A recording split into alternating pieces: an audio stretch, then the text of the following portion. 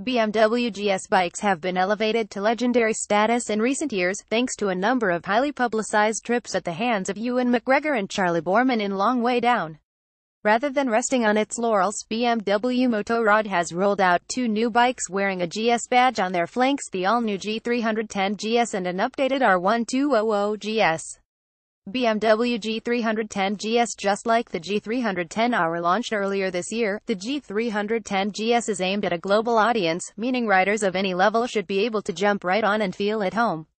Power comes from a 313cc single making 25 kilowatts, 34 horsepower and 28 newton-meters of torque. Because the bike is expected to find plenty of homes in Southeast Asia and India, the engine has been designed to run on fuel of essentially any quality, although you can expect it to do its best work with a tank full of premium unleaded. BMW Motorrad has borrowed more than just the engine from the G310R. The newest member of the GS family rides on the same tubular space frame chassis and bolt-on rear section as its road-going relative.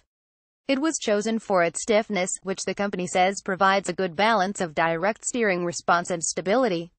Front suspension is a solid upside-down fork, while the rear uses an aluminum swinging arm with a spring strut. When it comes to the seating position, BMW says the G310 GS offers up the same relaxed riding position as the rest of the range. It's designed to be comfortable for long-haul stretches over rough terrain, with upright bars and easy-to-access controls for the modicum of electronic aids and trip computer functions on offer. BMW R1200 GS. At the other end of the spectrum sits the R1200 GS, the jewel in the BMW GS crown.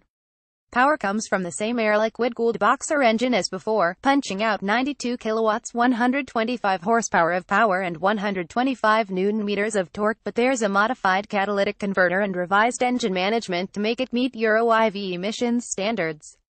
As well as cutting down on emissions, the new engine management software brings a new set of drive modes to the table.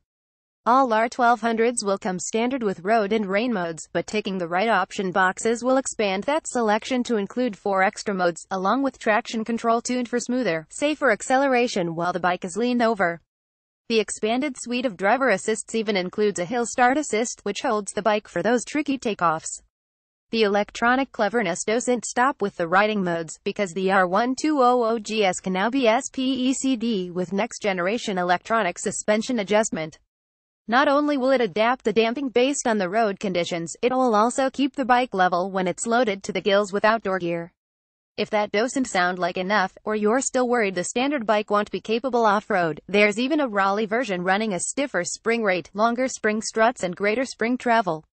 Although there are plenty of significant changes under the skin, BMW hasn't messed with the formula on the styling front. Beside a few aerodynamic tweaks to the mudguard and air intakes on the front end, it's business as usual for the R1200 GS, which means it has the same brutishly handsome asymmetrical look we've come to know and love. Although we don't have pricing details, the current R1200 GS costs $16,495, so the new model should stay in that ballpark. As for the G310 GS, the road bike it's based on is worth £4,290, about $5,300 in the UK, but no mention has been made regarding a US price for the base version, let alone the GS. Both bikes were launched at ICMA, where new Atlas is on the ground covering all the action. View Gallery 25 images.